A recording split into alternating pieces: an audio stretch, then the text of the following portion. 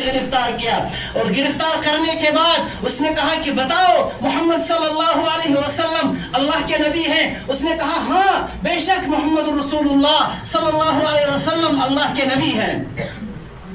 اس نے کہا کہ دوسری بات بتاؤ میں اللہ کا نبی ہوں، جس کو مسیلمہ بن کذاب کہتے تھے، جس نے نبوت کا جھوٹا دعویٰ کیا تھا۔ اس نے کہا میں بھی اللہ کا رسول ہوں۔ اس نے کہا نہیں، روایت کے اندر آتا ہے، تاریخ کے اندر موجود ہے، اس کے ایک جسم کا ٹکڑا کاٹا گیا، اس کی ایک بازو کاٹی گئی۔ پھر اس سے پوچھا گیا بتاؤ کہ رحمت دو عالم صلی اللہ علیہ وسلم اللہ کے نبی ہیں؟ اس نے کہا ہاں جی اللہ کے نبی صلی اللہ علیہ وسلم اللہ کے رسول ہیں۔ اس نے کہا میں بھی اللہ کا رسول ہوں۔ اس نے کہا نا تو اللہ کا رسول نہیں ہو سکتا ہے۔ اس نے جسم کا دوسرا ٹکڑا کاٹا۔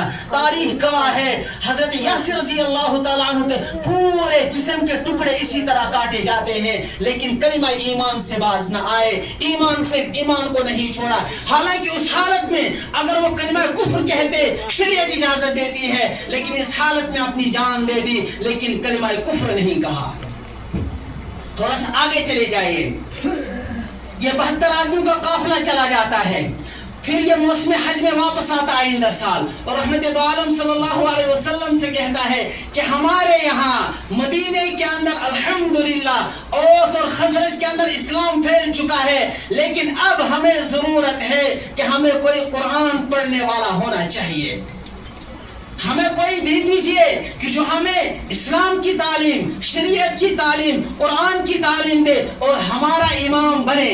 یاد رکھیں یہاں ایک مسئلہ ثابت ہوتا ہے، آج کل ہم اکتفا کرتے ہیں جاہل اماموں پر، جن کو مسائل کا پتہ نہیں ہوتا ہے، جن کو قرآن کی تعلیم کا پتہ نہیں ہوتا ہے، جنہیں شریعت کا پتہ نہیں ہوتا ہے، اور ایسے ہی لوگ پھر خود بھی گمراہ ہوتے ہیں اور قوم کو بھی گمراہ کرتے ہیں۔ آج کل ہمارے معاشرے کا یہی حال ہے کہ میں تمام ائمہ کی بات نہیں کرتا ہوں، ائمہ حضرات ناراض نہ ہوئے، ان ائمہ حضرات کی بات کرتا ہوں جو اس وقت دنیا کے اندر گانے اور قرآن کے اندر تمیز نہیں کر پاتے ہیں، جو سمجھتے ہیں کہ جس طرح قرآن کی تعلیم ہو اسی طرح گانے کی تعلیم ہو، جو یہ سمجھتے ہیں جس طرح قرآن کی محفل ہو اسی طرح گانے کی محفل ہو۔ میں ائمہ کی بات کرتا ہوں، سارے ائمہ ایسے نہیں ہیں، الحمدللہ ہمارے اکثر ائمہ خوددار حضرات ہیں، ہمارے اکثر ائمہ دین پر چلنے والے ہیں، ہمارے اکثر ائمہ پیٹ پر پتھر باندھنے والے ہیں، لیکن باطل کے سامنے جھکنے والے نہیں ہیں۔ یہ کچھ مفاد پرست جو فتنہ پہلا